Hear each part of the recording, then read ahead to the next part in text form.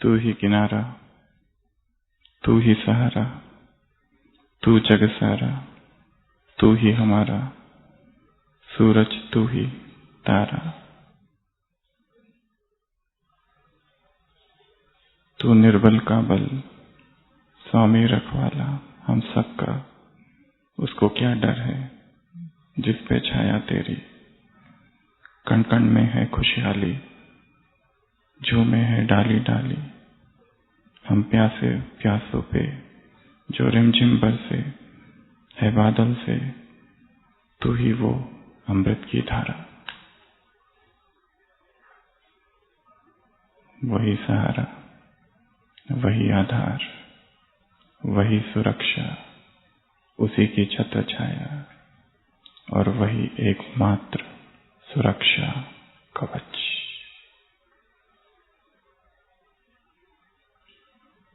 बहुत बहुत समय पहले किसी एक राज्य के राजा ने एक घोषणा कराई। घोषणा बहुत अद्भुत थी।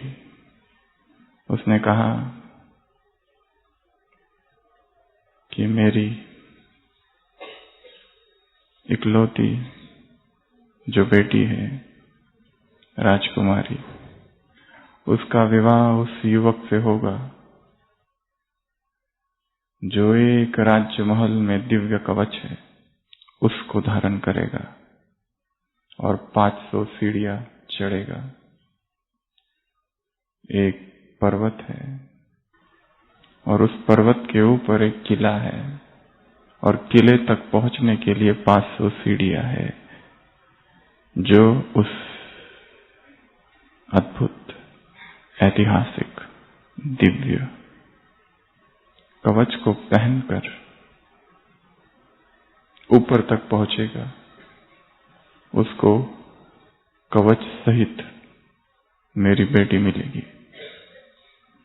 हजारों युवक आते हैं, परंतु जैसे ही कवच को धारण करते हैं वो इतना भारी है, इतना भारी है और इतना भारी है कि उसको पहनकर चलना भी मुश्किल है। फिर भी सब कोशिश करते हैं। पहली सीढ़ी तक तो बहुत कम ही चढ़ पाते हैं। जैसे ही पहली सीढ़ी चढ़ते हैं आधे तो बेहोश होकर गिर पड़ते हैं, क्योंकि कवच का भार बहुत अधिक है। कई दूसरी सीढ़ी तक पहुंचते हैं और जैसे ऊपर देखते हैं बेहोश होकर नीचे।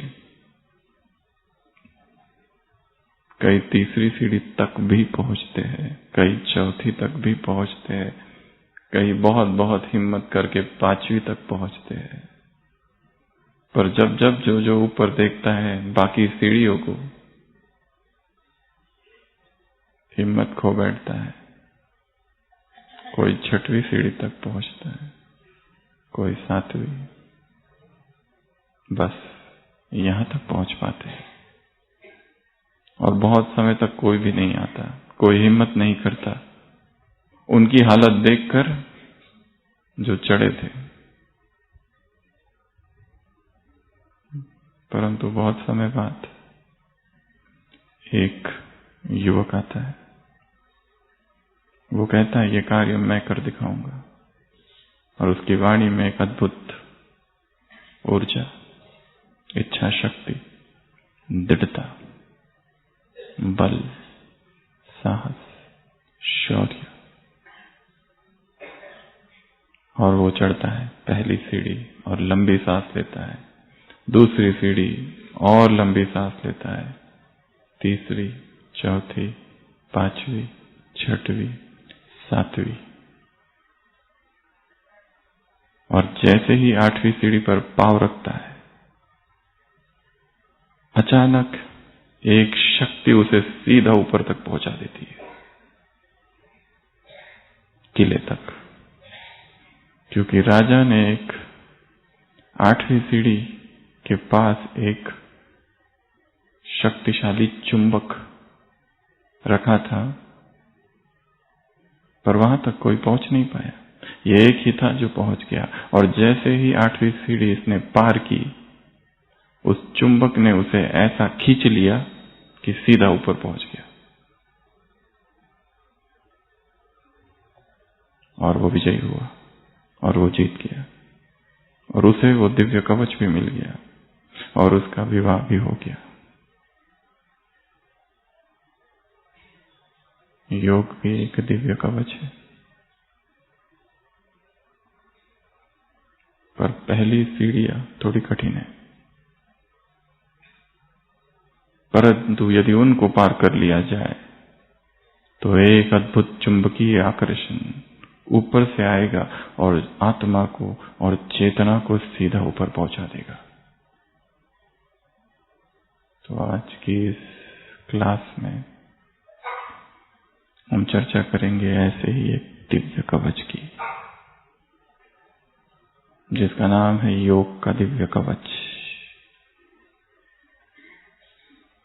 31 जुलाई अभी स्लोगन आया था, योग एक ऐसा दिव्य कवच है जो माया रूपी दुश्मन उस पर वार नहीं कर सकती। स्लोगन था। तो हम चर्चा करेंगे ये दिव्य कवच क्या है, वो कौन सी 8 सीढ़ियां हैं जो पार करते ही सीधा ऊपर पहुंच जाते हैं, और ये कवच भी प्राप्त हो जाता है। जो पहले भारी था वो फिर हल्का हो जाता है। योग के कवच या योग की ऐसी 8 सीढ़ियां। दूसरा भाग योग की 8 अवस्थाएं हैं, और तीसरा भाग इस कवच की कुछ विशेषताएं, ऐसी 16 विशेषताएं।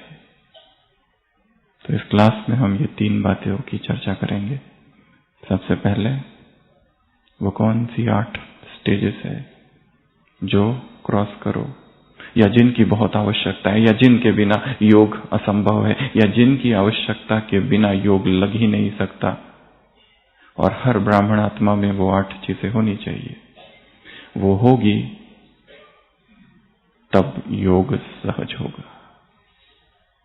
एक भी कम तो ऊपर से चुंबक नहीं खींचेगा। दूसरा, ये जो कवच है ये कैसा है, इस कवच की कुछ विशेषताएं, ऐसी 16 विशेषताएं।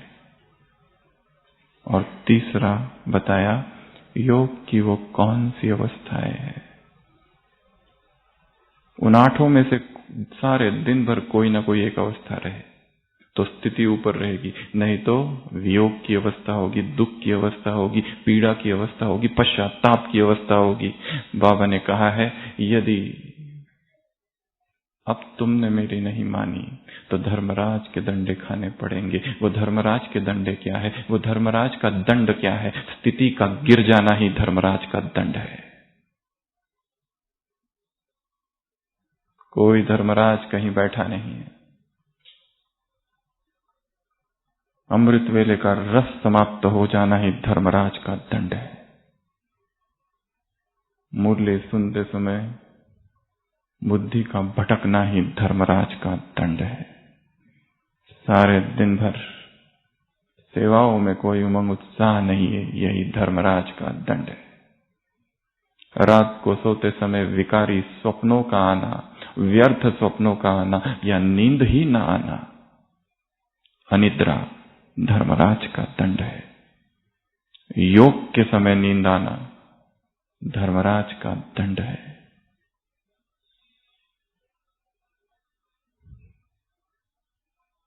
योग के लिए 8 चीजें चाहिए, 8 सीढ़ियां। सबसे पहले परमात्मा प्रेम। यदि उस परमात्मा से प्रेम ही नहीं, उसकी इंटेंसिटी कैसी है, क्या तीव्रता है,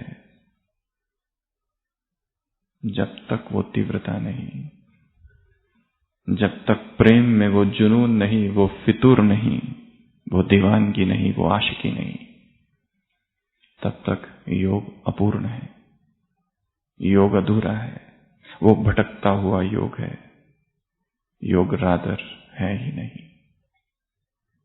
शक्तिशाली योग के लिए शक्तिशाली प्रेम की आवश्यकता है। जैसे एक माँ है जो यहाँ है और उसका बेटा कहीं दूर, उसे किसी बात की आवश्यकता नहीं उससे योग लगाने के लिए, सहज योग लगता है क्योंकि अगाध प्रेम है। क्या बाबा से हमारा ऐसा अटूट, अगाध, अखंड प्रेम है? कुछ दिनों पहले अव्यक्त वाणी चली थी, स्नेह, संबंध और सेवा। स्नेह की 3 बातें, संबंध की 3 बातें और सेवाओं की 4 बातें। स्नेह में प्रश्न पूछे थे बाबा ने, स्नेह कैसा है? आवश्यकता प्रमाण है, मतलब का तो नहीं, हर समय है और दिल को खुश करने वाला तो नहीं। ये 3 प्रश्न थे। हमारा प्रेम कैसा है उससे? क्या प्रेम की वो धारा, प्रेम की वो अविरल धारा निरंतर बहती रहती है, निरंतर कोई आवाज पुकारते रहती है, निरंतर उसका प्यार पुकारते रहता है, खींचते रहता है कि संसार और संसार के गटर में डूबे रहते हैं हम। सुबह कहा बाबा ने आज, काम गटर है। स्लोगन में कहा, मिट्टी, मिट्टी से खेलना बंद करो। देह को देखना मिट्टी से खेलना है, देह की आसक्ति मिट्टी से खेलना है, देह की वासना, देह के भोग, देह की स्मृतियां, देह को स्पर्श करना और सुख का अनुभव करना, ये मिट्टी से खेलना है। संसार के सारे मनोरंजन, sum total of all movies, सारे फिल्में उसी देह के इर्द गिर्द मंडराते हैं, घूमते हैं। इन सभी से वैराग, स्वयं को देखना है मेरा परमात्मा प्रेम कैसा है। और बाबा से प्यार अर्थात 10 चीजों से प्यार, एक भी कम ना हो। बाप से प्यार अर्थात मुरली से प्यार। भगवान से प्यार बहुत है, परंतु मुरली वही वही वही वही वही कल की साकार मुरली। बच्चे कहते बाबा आप वही वही सुनाते हो, तुम तो कहो ना कभी कि बाबा हम सतोप्रधान बन के रहेंगे, अब आप छूटे, तुम ऐसा कहो तो मैं चला जाऊंगा, पर तुम कहते ही नहीं। तुम कह दो कि आप तो छूटे, अब हम बन के दिखाएंगे। इसलिए बाप को बार बार वही बात समझानी पड़ती है, क्योंकि तुम करते ही नहीं हो। एक ही तो बात बता रहा हूं कब से, पवित्रता पवित्रता पवित्रता, चीख चीख के कह रहा हूं। बाप बच्चों से भीख मांगते हैं, इसे एक अंतिम जन्म पवित्र रहो। बाप से प्यार अर्थात मुरली से प्यार, बाप से प्यार अर्थात उसके सिखाए हुए योग से प्यार, उस प्राचीन योग से प्यार जो लुप्त प्राय हो चुका था। बाप से प्यार अर्थात उसकी सेवा से प्यार, बाप से प्यार अर्थात उसके यज्ञ से प्यार, बाप से प्यार अर्थात उसके परिवार से प्यार, बाप से प्यार अर्थात मधुबन से प्यार। और मधुबन से प्यार अर्थात मधुबन की कोई भी वस्तु का दुरुपयोग नहीं करना। चाय, भोजन, पानी, इलेक्ट्रिसिटी, कमरा, जैसे कमरे में आए थे जाते समय वैसा ही कमरा छोड़ के जाना है, एक सिलवट भी ना हो। जिस तरह बाथरूम लिया था वैसे ही छोड़ के जाना, उतना ही स्वच्छ।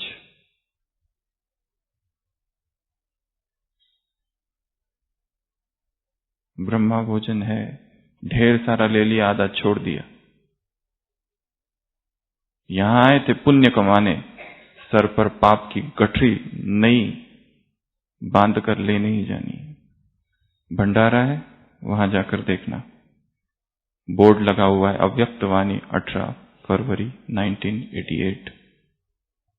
ये ब्रह्मा भोजन है, दुख भंजक भोजन है, इसमें दया, इसमें दुआ है तो दवा भी है।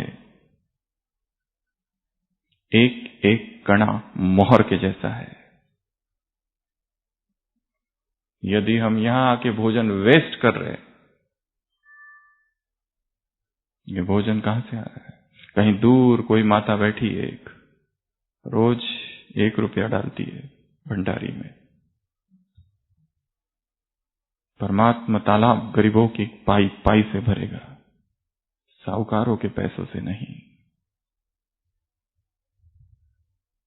इलेक्ट्रिसिटी, फैन, ट्यूबलाइट, भोजन, रिसोर्सेस, पेट्रोल, डीजल, हर चीज। बाप से प्यार अर्थात मधुबन से प्यार। मधुबन से प्यार अर्थात मधुबन की हर बात से प्यार। लास्ट संडे की मुरली, मधुबन की महिमा अर्थात मधुबन निवासियों की महिमा। यहां आकर यहां के लोगों की निंदा, ग्लानि, अवगुण देखना, ये ऐसा क्यों करते, वो वैसा क्यों करते हैं, इसने ऐसा क्यों किया, उसने वैसा क्यों किया, यहां के एडमिनिस्ट्रेशन में ऐसा क्यों है। एडमिनिस्ट्रेशन ठीक करने आए थे या तपस्या करने आए थे?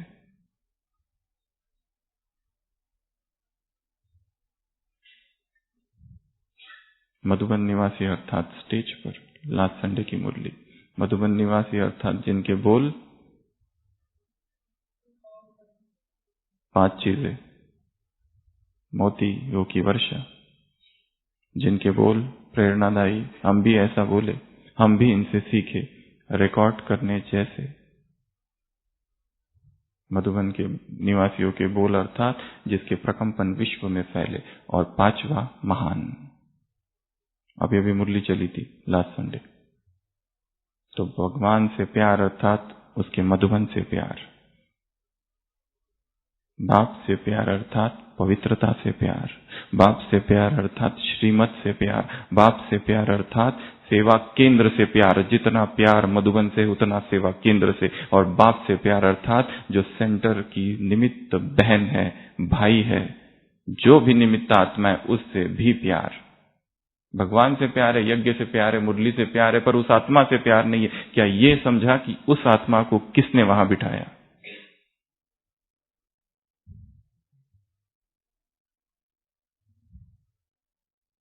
किसी मुरली में बाबा ने कहा, हम बच्चे कहते बाबा हम निमित्त से खुश नहीं है। बाप का उत्तर था, क्या बाप बुद्धू है?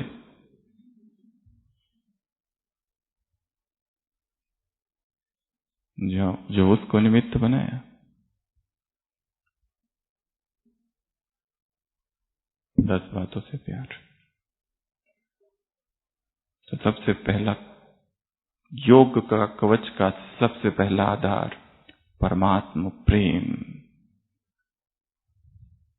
क्या ऐसा धड़कता प्रेम हमारे जहन में है? इतना प्यार। भक्तों ने भगवान को जाना भी नहीं था, फिर भी न्यौछावर कर दिया स्वयं को। जिस राजस्थान में कभी घूंघट नहीं उठाया किसी स्त्री ने,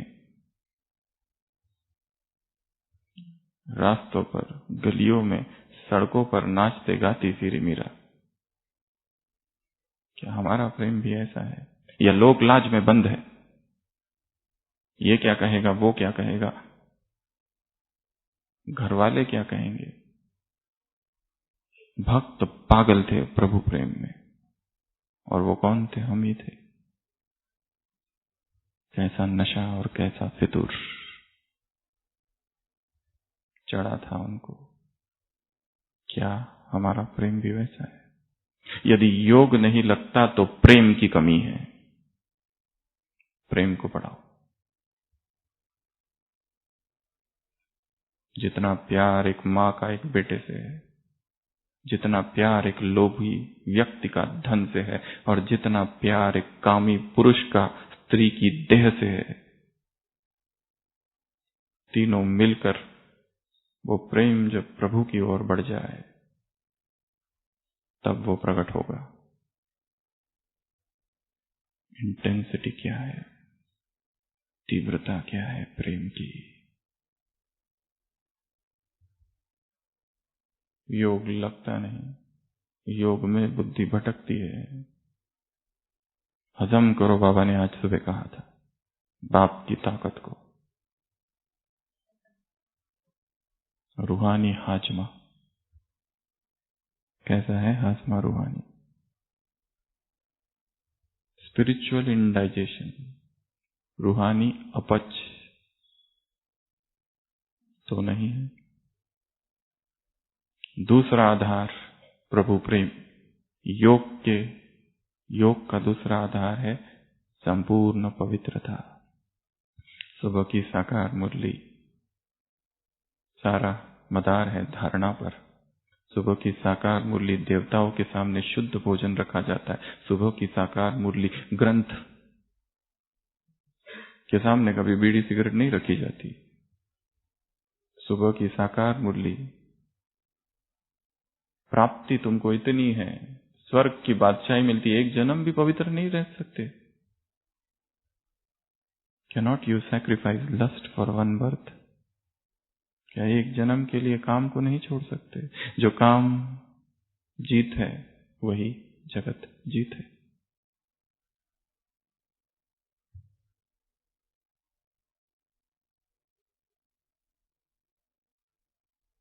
जो अभी तक काम की काई पर अब तक फिसल रहे हैं, वो उस ऊंची अवस्थाओं को कैसे प्राप्त करेंगे?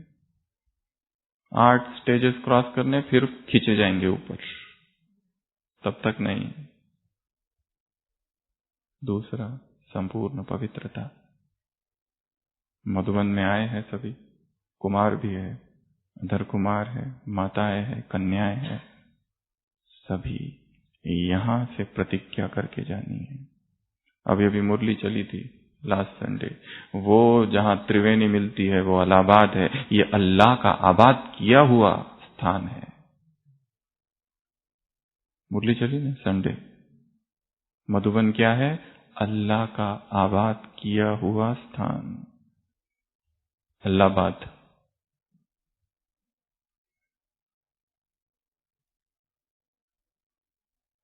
इस पवित्र स्थान पर प्रतिज्ञा करके जानी है, कुछ भी हो जाए ब्रह्मचर्य को नहीं छोड़ेंगे।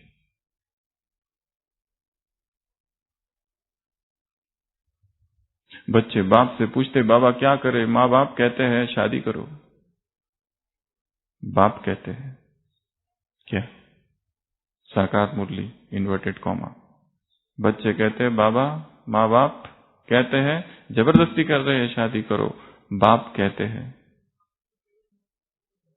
बाप कहते हैं, बाप कहते हैं, बाप कहते हैं सिर भी कट जाए, पवित्रता का मार्ग न छोड़ना।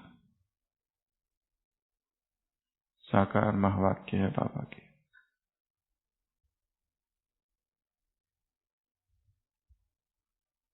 दूसरा आधार योग का संपूर्ण पवित्रता। विकारी ख्यालात ना है, विकारी नाता ना हो किसी व्यक्ति से। आज की मुरली रूहानी दृष्टि, आत्मिक दृष्टि, शरीर को देखना बंद करो। स्टॉप दैट लस्टफुल आई।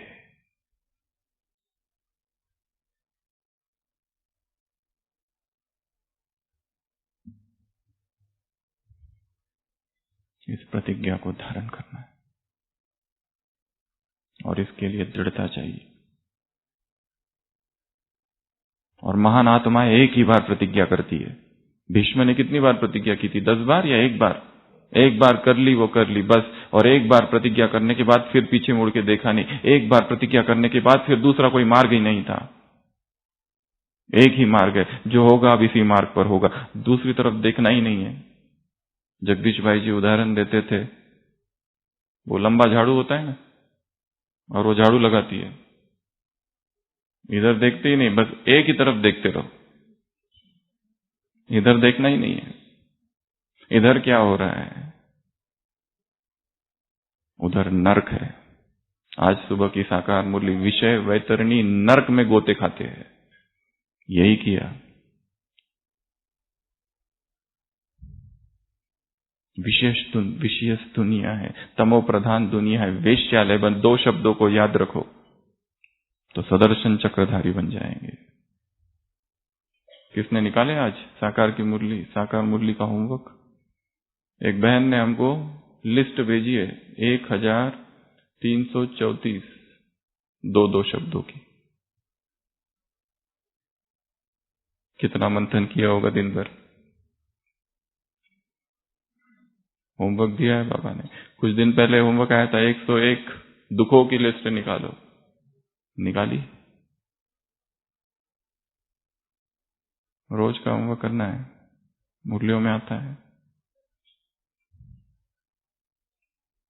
दूसरा आधार पवित्रता, तीसरा आधार वैराग्य। 3 प्रकार के वैराग है, तीव्र, मध्यम, मंद। मंद वैराग से काम नहीं चलेगा, मध्यम वैराग से काम नहीं चलेगा, धधकता वैराग चाहिए, तीव्र वैराग चाहिए, यहां का कुछ भी नहीं चाहिए। दादी ने कहा है, कौन ऐसा है जो दूसरे स्थान पर जाता है, चाहे विदेश या भारत में किसी स्थान पर, और कुछ भी खरीदने की इच्छा नहीं होती है। ये खरीदूं, वो खरीदूं, ये है नष्ट मोह, ये है मोहजीत, ये है लोभ से मुक्ति। मैं ट्रायल करती हूं, दादी ने कहा, और किए है। कोई दूसरी जगह जाए और वहां से कुछ भी ना खरीद के आ जाए, पर्स, जूते, जैकेट, यहाँ का वो अच्छा है, वहां का वो अच्छा है, मतलब अभी बहुत इच्छा है बाकी है। ये हमारे वहां काम आएगा, ये हमारे वहां काम आएगा। और ये भी एक संस्कार है और आदत भी है। खरीदू कुछ, लू कुछ।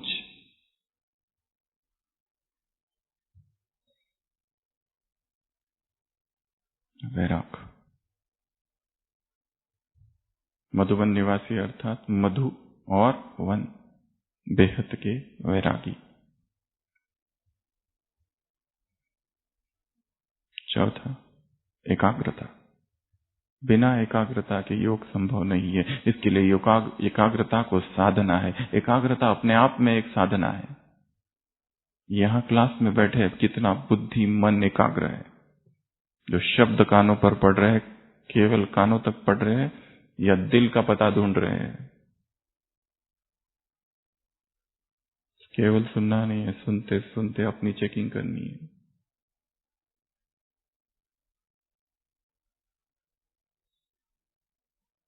सुनते सुनते ही त्याग कर देना है जो चीज रोक रही है आगे बढ़ने से। हर वो चीज जो मेरे और पुरुषार्थ के बीच है, हर वो चीज जो बाबा और मेरे बीच है, हर वो चीज जो योग और मेरे बीच है, विष की तरह उसका त्याग कर देना है।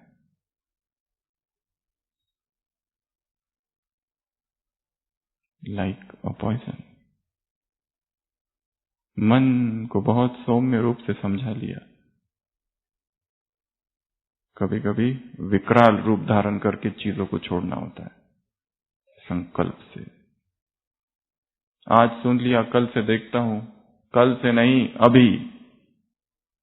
एक व्यक्ति कहता था अपनी पत्नी से रोज, मैं सोच रहा हूं संन्यास ले लूं, सब छोड़ दूं, संसार माया है, मोह ममता, सब व्यर्थ है, सब व्यर्थ है। सालों गुजर गए, रोज ही कहता है।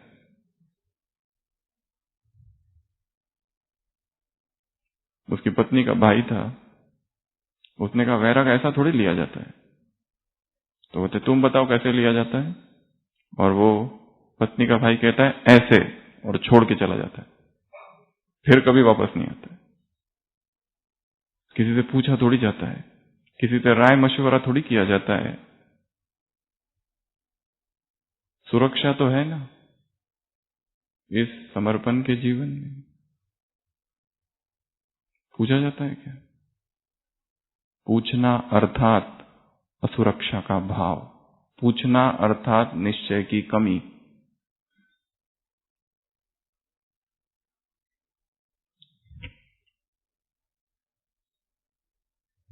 एकाग्रता, तपस्या, एकाग्रता।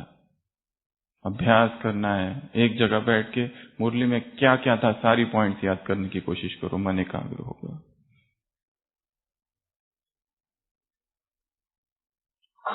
मन को परम धाम में एकाग्र करने का अभ्यास, सूक्ष्म वतन में बाबा पर एकाग्र करने का अभ्यास,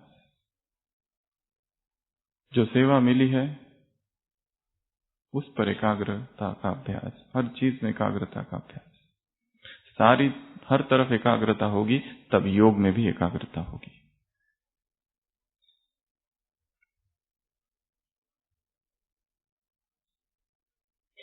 स्वामी विवेकानंद ने कभी कहा था, if I am given an opportunity to go back in my childhood, I will first master the art of concentration and then with one go master all the information.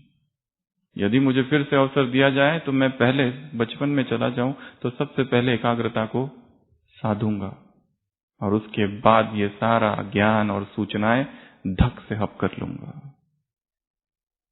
क्योंकि बुद्धि स्कैटर्ड है, बिखरी हुई है, विभाजित है, खंडित है, श्रिजोफ्रेनिक है, इसलिए एकाग्रता नहीं है। एकाग्रता को साधना है। भोजन कर रहे खाली भोजन ही करना है, एकाग्रता। भोजन बना रहे केवल भोजन बनाना है और कुछ नहीं। चल रहे केवल चल रहे, बैठे हैं केवल बैठे हैं, एकाग्रता का अभ्यास। प्रकृति के सानिध्य में केवल प्रकृति में डूब जाना है, एकाग्रता। मुरली सुन रहे केवल सुनना है, पढ़ रहे हैं वो केवल पढ़ना हो, इतना गहराई से कि ग्रहण हो जाए।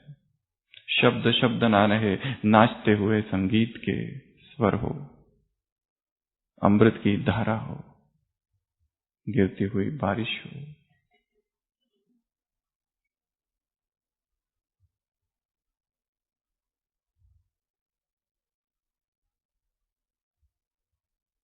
अगला मर्यादा है। सारे दिन भर मर्यादाएं टूट रही है और सोच रहे हैं अमृत वेला शक्तिशाली होगा, असंभव। आज की मुरली में भी ये शब्द आया है। वो सन्यासी कहते शादी कर कर पवित्र रहना इम्पॉसिबल, बाप कहते हैं पॉसिबल है। मर्यादाओं को तोड़ रहे हैं। ये खाऊं और वो खाऊं, ये मशीन का बना हुआ है, ये चलता है, इसके लिए बाबा ने कुछ नहीं कहा है।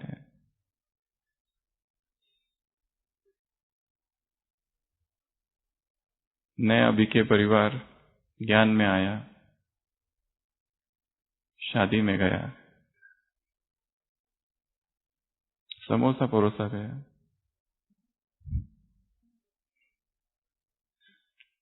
उसको तोड़ा और आलू खाने लगा।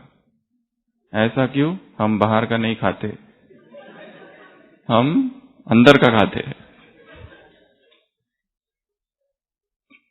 मन ही मन को छलता है, नई नई युक्तियां बनाता है। सुविधाजनक श्रीमत, फिलॉसॉफी ऑफ कन्वीनियंस।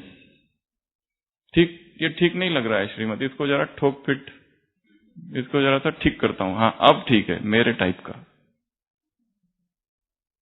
श्रीमत से छेड़छाड़ नहीं करनी है। It is not my way, your way, it is the way. तुम्हारी मत मेरी मत नहीं है, इट इज द वे। यही मार्ग है बस।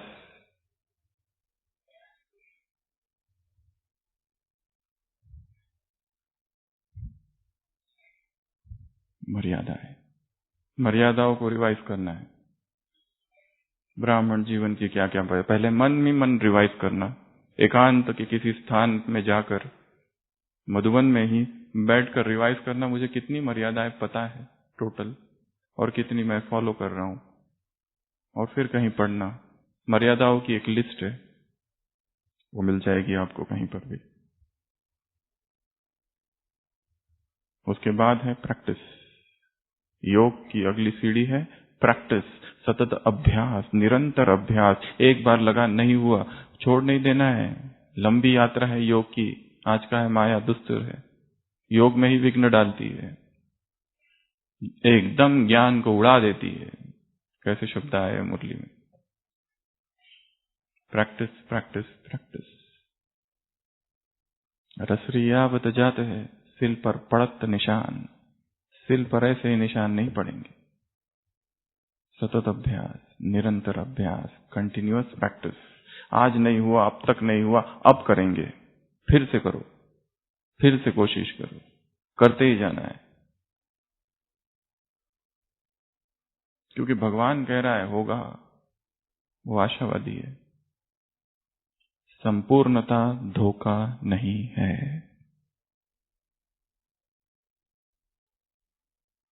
Perfection is not a deception.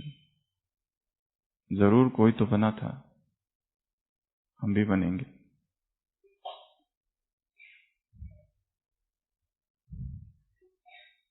अगला विधि, मेथड। विधि ही गलत है तो योग नहीं लगेगा। योग की विधि सीखनी है, बहुत सारी ऑडियोज है, कैसेट्स है। और एक सबसे महत्वपूर्ण बात, वास्तव में योग व्यक्ति कहीं से नहीं सीखता है, अपने अनुभव से ही सीखता है। जैसे जैसे इस ज्ञान मार्ग में आगे बढ़ते जाएंगे और गहराई में उतरते जाएंगे, नए अनुभव आएंगे, तब अपने आप सीखते जाएगा नए नए नई नई विधियां योग की। जो एक सिखाई थी हमको कभी, वही अब तक चालू है। 10 साल हो गए। मैं आत्मा हूं, मैं प्रेम स्वरूप हूं, मैं शांत स्वरूप हूं। मुझसे किरणें फैल रही है। शिव बाबा परम धाम में गया, तुम बाप हो, टीचर हो, सदगुरु हो। फिर उधर से उधर गया, फिर उधर से उधर गया, काम पूरा हुआ, चलो सोने। अमृत वेला पूरा हुआ, बिस्तर पुकार रहा है, 1 घंटा है, अच्छी नींद हो जाएगी, फिर अमृत वेला, फिर उठ के मुरली में जाएंगे।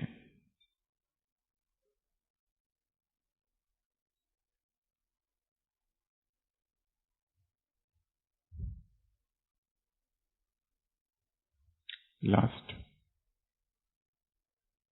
लक्ष्य, एम। निर्लक्ष्य होकर यदि योग में बैठ रहे तो कोई अनुभूति नहीं होगी। योग में बैठना है तो कोई ना कोई अभ्यास। क्या अभ्यास करूं कल सुबह अमृत वेला? फरिश्ते का करूं या और कुछ करूं, या सर्व संबंधों का करूं, या केवल बीज रूप का करूं?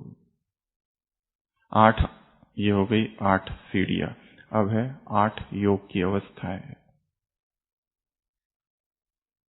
सबसे पहला है, इसको बहुत बहुत बहुत ध्यान से सुनना है, क्योंकि जो हम बताने वाले हैं वो किसी एक मुरली से नहीं है, सारी की सारी अव्यक्त वाणियों से, यहां वहां से जो बिखरी पड़ी है, उसमें से ढूंढ ढूंढ के, सोच सोच के, चिंतन कर करके निकाली हुई बातें हैं और बाबा के महावाक्य है। सबसे पहली स्थिति है अशरीरीपन। अशरीरीपन आत्मा की वो अवस्था है जहां शरीर नहीं है, अर्थात वो इस शरीर की अवस्था नहीं है, अर्थात वो सूक्ष्म वतन की भी नहीं है। वो परम धाम की जो अवस्था है उसको कहा है अशरीरी, जहां कोई शरीर नहीं है। परंतु ये 8 अवस्थाएं बाबा ने कई मुरलियों में इस तरीके से भी प्रयोग किया है कि एक ही है। डिस्टिंक्शन कहीं कहीं किया है, कहीं कहीं बिल्कुल नहीं किया है।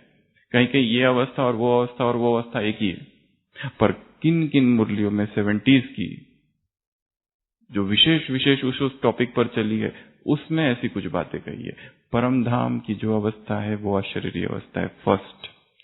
सेकंड है आत्म अभिमानी स्थिति। आत्म अभिमानी स्थिति वो अवस्था है आत्मा की जिसमें 7 गुणों का चिंतन है।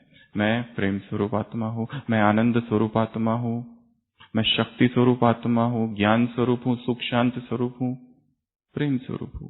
ये जो 7 अवस्थाओं वाली स्टेज है वो है आत्म अभिमानी स्थिति। तीसरा है अव्यक्त स्थिति। ए लिखो, ए के पास में ये 3। अव्यक्त अर्थात व्यक्त भान से परे।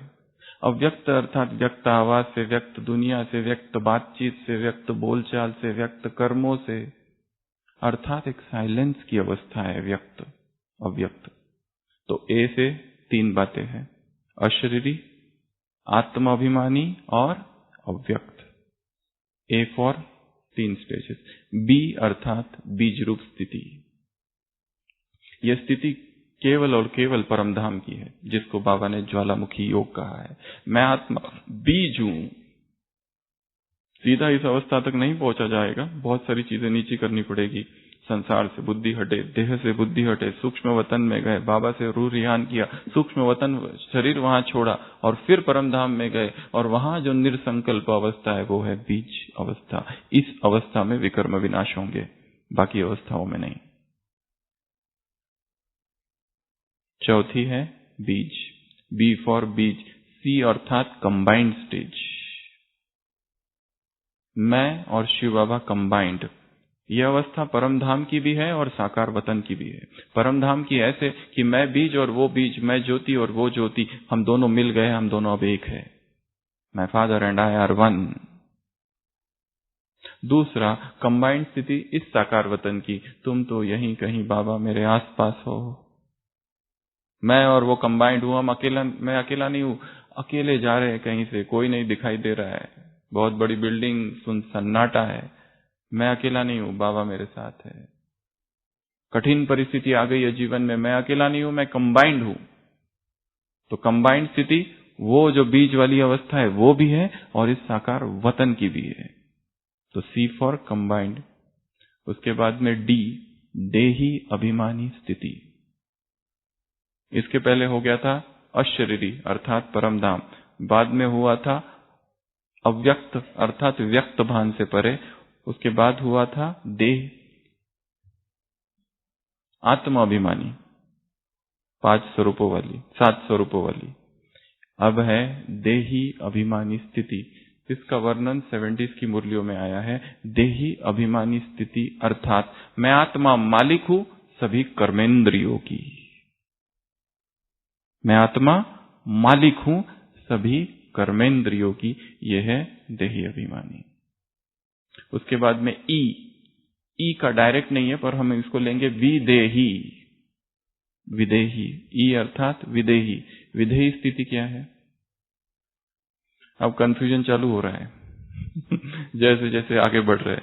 विदेही स्थिति अर्थात करण करावनहार मैं आत्मा हूं, कर्मेंद्रियों द्वारा कर्म कर रही हूं। यह अव्यक्त संदेश है 69 के, उसमें कहा हुआ है बाबा ने। यह विदेही स्थिति है, मैं आत्मा करण करावनहार कर्मेंद्रियों द्वारा कर्म कर रही हूं। और देही अभिमानी अर्थात मैं आत्मा मालिक हूं इन कर्मेंद्रियों की, ये कर्मेंद्रिया मेरे गुलाम है, मैं मालिक हूं। और यहां पर मैं करण करावनहार हूं। अगली अवस्था है फरिश्ता, जो सभी जानते हैं, जिसमें आत्मा 2 शरीरों में विराजमान है, एक स्थूल और एक सूक्ष्म। 8 योग की अवस्था है। सारे दिन भर में इनमें से किसी न किसी एक अवस्था में रहना है। अमृत वेला बीज रूप, सारे दिन भर या तो विदेही या देही, बीच बीच में अशरीरी हो जाना, ड्रिल करना। मैं आत्मा उड़कर चली गई परमधाम, टच किया वापस आ गई, अशरीरी हुई वापस आ गई। ये ड्रिल करते रहना है ताकि शरीर का भान कम कम रहे। फरिश्ता चलता फिरता फरिश्ता हूं। अव्यक्त साइलेंस की अवस्था हूं, किसी से कुछ बात करने की इच्छा नहीं, किसी से कुछ भी बात करने की इच्छा नहीं। ऐसा लगता है चुप रहूं, याद में रहूं, बस ऐसी खींच हो। बोलने का काम भी पड़े बोल दिया और काम पूरा हुआ ऊपर। यदि कोई आके न बोले तो खुद से तो कभी बोले ही नहीं। Do not speak unless spoken to. ये बहुत अच्छी अवस्था है। तो ये योग की 8 अवस्था है। पहली बताई अशरीरी परमधाम, दूसरी बताई आत्म अभिमानी 7 गुण, जिसमें 7 गुणों का चिंतन चल रहा है। तीसरी बताई अव्यक्त, चौथी बताई बी फॉर बीज रूप, उसके बाद में कंबाइंड, बाबा से कंबाइंड परमधाम में या तो यहां, उसके बाद में देही अभिमानी, देही अभिमानी अर्थात मैं आत्मा मालिक हूं इन कर्मेंद्रियों की, मैं स्वराज्य अधिकारी हूं। उसके बाद में विदेही, विदेही अर्थात मैं आत्मा करण करावनहार हूं, इन कर्मेंद्रियों द्वारा कर्म कर रही हूं। इसमें यह भी ऐड कर सकते, बाबा करण करावनहार है, मैं आत्मा करणहार हूं, वो मेरे द्वारा करा रहा है और मैं कर्मेंद्रियों द्वारा करा रही हूं। ये सारे दिन भर में कर्मयोग की स्थिति है। सुबह अमृत वेला ज्यादा से ज्यादा बीज रूप स्थिति, अशरीरी स्थिति, इसका अभ्यास ज्यादा हो। अमृत वेला सारे दिन भर फरिश्ता, देही, विदेही या अव्यक्त, और बीच बीच में अशरीरी, और लास्ट फरिश्ता। तो ये योग की 8 अवस्था। अभी चलते हैं योग के कवच की तरफ। इस कवच की 16 विशेषताएं हैं। 16 कला संपूर्ण बनना है तो ये कवच धारण करना पड़ेगा। 8 स्टेजेस को क्रॉस किया, चुंबक अभी खींच रहा है, एकदम खींच लेगा। सबसे पहला, ये जो योग का कवच है इनविजिबल है, अदृश्य है, दिखता नहीं है। कितना अच्छा है कि हम कवच पहन के निकल रहे और दुश्मन को लगा कि देखो निहत्ता है, मारो, और मारे और हमको कुछ भी ना हो। ये खेल ही अदृश्य का है संगम पर। बाप अदृश्य, बच्चे अदृश्य, ज्ञान अदृश्य, योग अदृश्य, धारणाएं अदृश्य, सेवाएं प्रत्यक्ष हो रही है। अनादि शूटिंग सुबह की साकार मुरली हो चुकी है।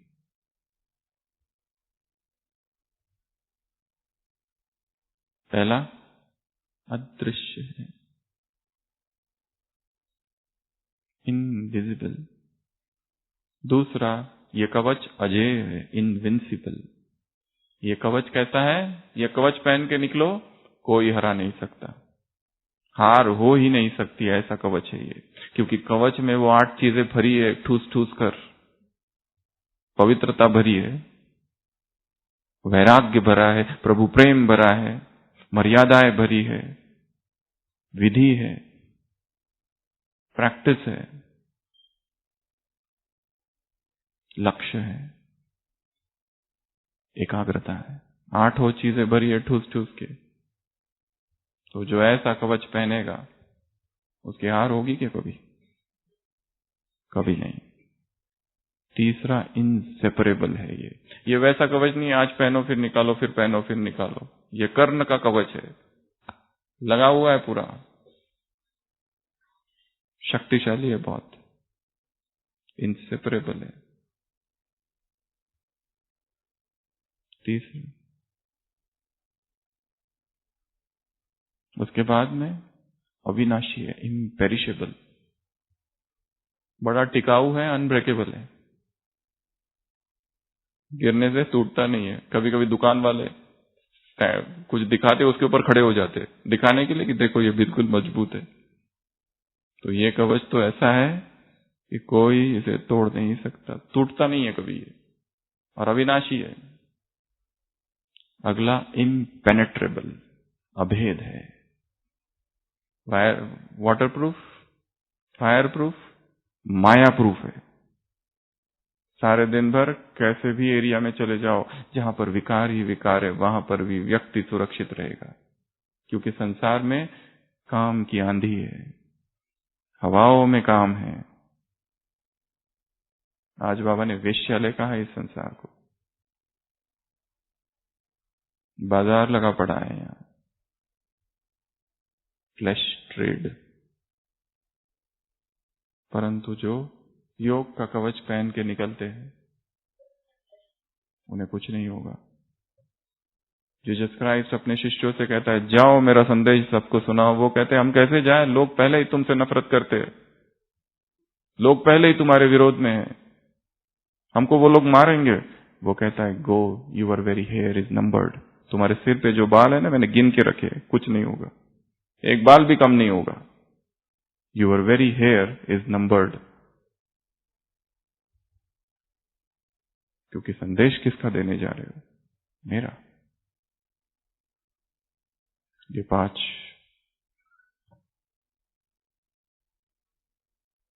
फिर ये बड़ा लाइट है, कहानी वाला बड़ा भारी था, बाद में हल्का हुआ। ये भी हो सकता है पहले पहले भारी है, पर ये कवच बहुत हल्का है।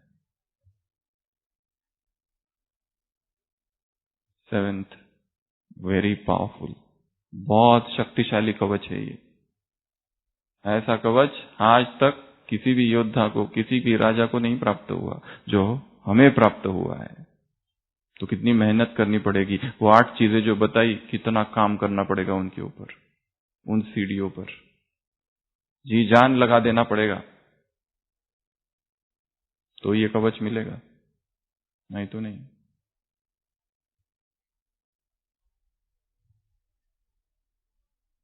उसके बाद यूजर फ्रेंडली। यूजर फ्रेंडली अर्थात बड़ी आसान है, आसानी से पहना जाता है, सहज तरीके से यूज किया जाता है, ऐसा ये कवच है जिसको यूजर फ्रेंडली मॉडर्न भाषा में कहा जाता है।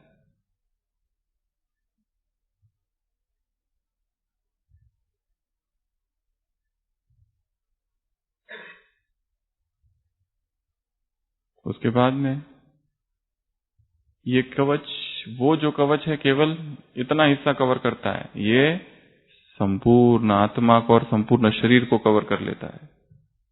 जिसने योग का कवच पहन लिया उसे बीमारियां भी इतनी दुखदाई नहीं होगी उसके लिए, क्योंकि बीमारियां कभी भी किसी को भी कोई भी आ सकती है। अचानक पता चले कैंसर, लास्ट स्टेज, अचानक पता चले कैंसर, अभी कीमो, और बहुत सारे दृश्य सामने आने लगते हैं। अचानक एक्सीडेंट, अचानक कुछ भी, बीमारियों का कोई ठिकाना नहीं है। एक प्रश्न सभी से पूछते होंगे, लोग आपसे पूछते होंगे कि आप लोग योग करते हो या आपकी दादियां योगी इतने हैं फिर भी उनको बीमारियां क्यों? क्या उत्तर देंगे? कर्मों का लेन देन उनको समझ में नहीं आता है, वो अलौकिक आध्यात्मिक कारण नहीं बताने। दूसरे बताओ।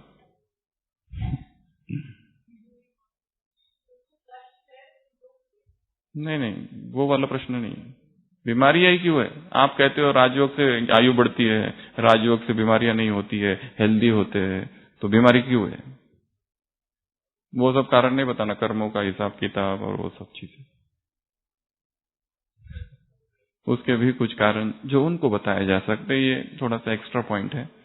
सबसे पहली बात तो जो भोजन हम खा रहे हैं उसमें केमिकल्स है, फर्टिलाइजर्स है, चाहे कोई कितना भी योगी हो उसका असर तो होगा। एक, कुछ बीमारियां है जेनेटिक है, आनुवंशिक बीमारियां है। तीसरा, इन्फेक्शियस डिसीजेस, ये कुछ साइंटिफिक रीजन है। ऐसे रीजन भी आपको चाहिए आपके पास। एक को सर्दी खांसी हुई, दूसरे को भी हुई, उसके संपर्क में आया हुआ। अब वो कितना भी योगी है और कितने सालों से योग करता है, पर शरीर तो तमोप्रधान है ना। कीटनाशक, एटमॉस्फेयर पॉइजनस है, एयर पोल्यूशन, क्या क्या केमिकल्स है इसमें। कुछ इस तरह के भी कारण दिए जा सकते हैं यदि सामने वाला केवल साइंस की भाषा समझता है तो। अगर आध्यात्मिक है तो फिर तो सभी बहुत एक्सपर्ट है। 1 घंटा सुना सकते हैं उसको, चुप हो जाएगा वो।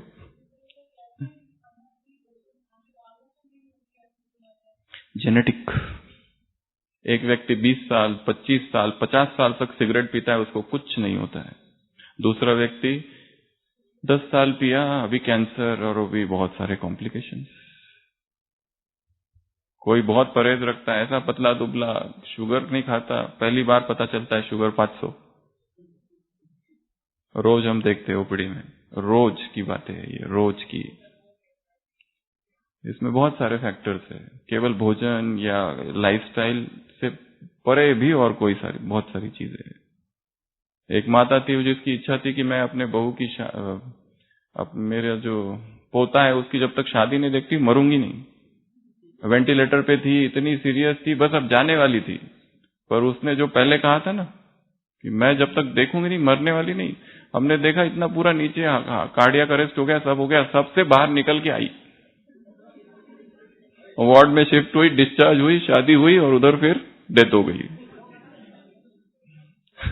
बहुत सारे चीजें ऑपरेट करती है, बहुत सारी चीजें, केवल खान पान ये वो, ये 5-6 चीजें नहीं है, और बहुत सारी। एक मलेशिया की माता थी, पांडववन में आई भट्टी के लिए, डबल फॉरेनर्स का ग्रुप, यहां आई, 2 दिन रुकी और अचानक कुछ हो गया, सीरियस हो गई, हॉस्पिटल आई, और इससे पहले कि कुछ करते शरीर छोड़ दिया। बाद में उसका बेटा आया, उसने कहा मेरी माँ ने कहा था जाते समय मैं मधुबन जा रही हूं, वापस नहीं आऊंगी। 2-3 साल पहले ऐसा ही भट्टी का एक ग्रुप था, एक माता आई गुजरात से, शांति स्तंभ पर बैठी, शाम को ग्रुप आया, दूसरे दिन भट्टी चालू होने वाली थी, वहां बैठी कमरे में गई, कार्डियक अरेस्ट, हॉस्पिटल लेके आए, ब्रॉड डेड, खत्म, कोई बीमारी नहीं थी। बहुत सारी बातें हैं, ये तो चलो मेडिकल डिस्कशन, इसको बाजू करो। कहां थे हम? कवच की कौन सी बात पर थे? ये पूरे शरीर को कवर कर देता है, पूरी आत्मा को कवर कर देता है। अगला नीट एंड क्लीन कवच है ये, बहुत योग के कवच जैसा नीट एंड क्लीन और कोई कवच नहीं है संसार में, बहुत नीट एंड क्लीन है। तो ये 5। उसके बाद में अगला, ये जो कवच है हर एक को अवेलेबल है। ऐसा कोई नहीं कह सकता कि मेरे पास नहीं है, इसके पैसे ज्यादा है, ये है वो है, हर एक को मिल सकता है ये कवच, हर एक को। ऐसी पवित्रता को बढ़ा दो, प्रभु प्रेम को बढ़ा दो, एकाग्रता को बढ़ा दो, विधि को ठीक ठाक कर दो, लक्ष्य को ऊंचा कर दो, अपने आप हो जाएगा। तो ये कवच सबके लिए। अगला, ये कवच केवल संगम युग पर प्राप्त होता है, और संगम युग में पूरा समय प्राप्त होते रहता है, और किसी युग में ये प्राप्त नहीं होगा। देवता है, किसी कवच को पहन के नहीं घूमेंगे। अगला, ये कवच किसी भी स्थान पर मिल सकता है, ऑर्डर कहीं से भी दी जा सकती है कि हमको चाहिए, डिलीवरी हो जाएगी। और ये कवच बेमिसाल है, अनकंपेरेबल। ऐसा कवच आज तक किसी को ना मिला ना मिलेगा। आज की मुरली में गुरु गोविंद सिंह जी की तलवार की चर्चा की थी बाबा ने, उसको ही उनका शरीर कहा जाता है। कोई तलवार 100 की मिलती है, कोई 2-3 हजार की मिलती है। मुरली में आया ना सुबह।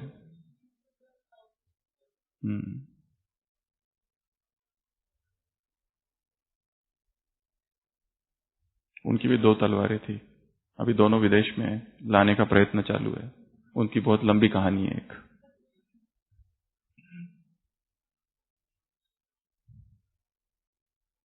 अगला, ये कवच केवल और केवल एक ही व्यक्ति, एक ही से प्राप्त हो सकता है, वो जो डिवाइन शॉपकीपर है, वो जो सुप्रीम शॉपकीपर है, बाबा से। और कोई ये कवच दे नहीं सकता। और लास्ट 16वीं पॉइंट, ये कवच प्राप्त करके यदि अहंकार किया, धोखा दिया, तो कवच अपने आप गायब। हम योगी हैं, हम ये हैं, हम वो हैं, हम इतने साल से योग कर रहे हो, तुम तो अभी अभी आए हो, हम बहुत बड़े योगी हैं। अहंकार किया या धोखा दिया ये कवच पहनकर, और धोखे की सजा बहुत बड़ी है यहाँ पर। एक साइंटिस्ट था किसी देश में, उसने एक ऐसा अद्भुत सा कवच तैयार किया कि जो अभेद्य था। सारे मिलिट्री वालों के पास गया, मीटिंग हुई, सारे मिलिट्री के मार्शल बैठे, हेड ऑफ द नेशन बैठे, और उसने कहा कि ये मेरा कवच, कोई भी गोली इसको भेद नहीं सकती, आप ले लो। युद्ध का सीन था, विदेश की कहानी है। तो वो लोग कहते हैं हम नहीं मानेंगे, हमको डेमो दो। तो डेमो दिया जाता है, एक डमी तैयार की जाती है, उसको कवच पहनाया जाता है, बंदूक मारी जाती है, उस कवच को कुछ नहीं होता है। वो लोग बहुत खुश हो जाते हैं, कहते हैं हमको ये कवच चाहिए, क्या कीमत है? वो कहता है $1,000 एक कवच की। वो कहते हैं अभी तो युद्ध का मौसम चालू है, पहले हम आपसे युद्ध को जीत लेते, बाद में आपके पैसे देंगे, पेमेंट बाद में होगा, पहले हमको जीतने दो। तो वो कहता है ठीक है। युद्ध पूरा होता है, 1 महीना पूरा हो जाता है, युद्ध जीत लेते हैं, वो पैसे लेने आता है। सोल्जर्स कहते हैं साहब नहीं मिलेंगे। अगली बार जाता है, कई महीनों तक ट्रायल करता है, मिलने ही नहीं देते उसको। वो कहता है अच्छा मेरे साथ धोखा। अभी वो गोलियां तैयार करता है, ऐसी गोलियां जो उस कवच को भेद दे, और दुश्मनों को जाके देके आता है। दुश्मन फिर आक्रमण करता है। और इस बार ये मार्शल कहते जाओ सब लोग, तुम्हारे पास शक्तिशाली कवच है, कुछ नहीं होगा, और सारे के सारे सोल्जर्स मारे जाते हैं। ये थोड़ी क्रूएल स्टोरी है पर बदले वाली है। कवच तो पहन लिया, अगर बाप को धोखा देने की कोशिश की तो माया की गोलियों का सामना करना पड़ेगा। फिर मत कहना हाय ये क्या हो गया, हम तो इतना योग करते थे, आज की मुरली में काम विकार में जाते हैं। कहने को भी फिर कुछ नहीं रहता है, किसको कहे, बता भी नहीं सकते। फिर ज्ञान सुनाना तो बहुत दूर की बात।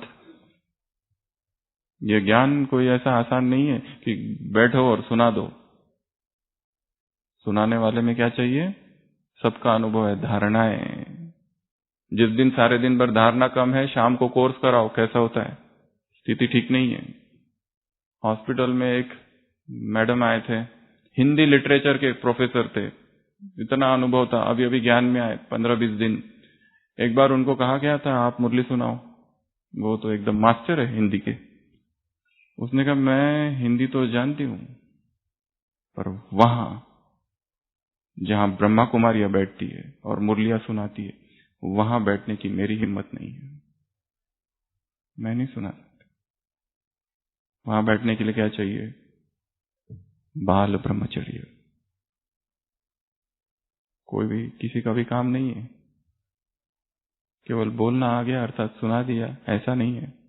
क्या चाहिए, पवित्रता चाहिए, अनटच्ड प्यूरिटी। तो योग का कवच धारण करके रखना है। इस कवच की 16 विशेषताएं, योग की 8 अवस्थाएं और योग की 8 स्थितियां और स्टेप्स 8, ये सब करके स्वयं को योगी बनाना है, महान बनाना है। बाबा को योगी बच्चे बहुत प्रिय है, बाबा को ज्ञानी बच्चे बहुत प्रिय, और योगी योगी बाबा ने कहा ज्ञानी तो आत्मा मुझे बहुत प्रिय है, और योगी तो आत्मा मेरा ही स्वरूप है, मैं स्वयं हूं, वो मेरा ही स्वरूप है, योगी तो आत्मा।